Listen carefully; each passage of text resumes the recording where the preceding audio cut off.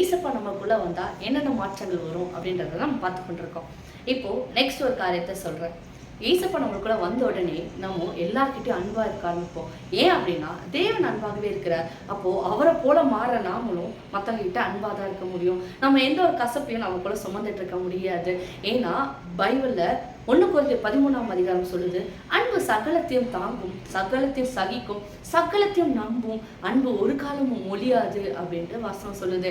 எந்த காரியங்கள் நடந்தாலும் சரி, அன்பு எல்லாவற்றையும் சகிக்கும், எல்லாவற்றையும் விசுவாசிக்கும், எல்லாவற்றையும் நம்பும் அப்படின்னு வேதம் சொல்லுது. அப்படிப்பட்ட அன்பு நமக்குள்ள வந்துச்சு அப்படின்னா நம்ம எந்த ஒரு காரியத்திலையும் மற்றவங்களை பார்த்து பொறாமையோ இச்சைகளோ இல்லை அவங்களுக்கு இதாகட்டும் அதாகட்டும் இல்லை அவங்க எப்படியோ போகட்டும் அப்படின்ட்டு நம்ம எப்பவுமே நினைக்க முடியாது.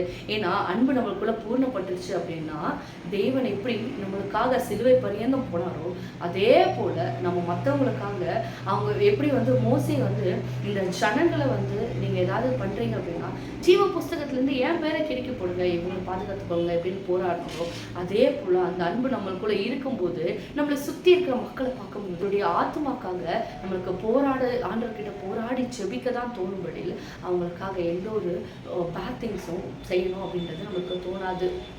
நம்ம தேவனை போல அன்பா இருப்போம். இதுதாங்க தேவன் நமக்குள்ள வந்த பிறகு நடக்கிற சேஞ்சஸ், ஒரு ஹாப்பியான மூமெண்ட்ஸ், எல்லா காரியங்களும் மாறி நம்ம நிறைவாய் பிளஸ்டாக வாழ ஆரம்பிக்கும்.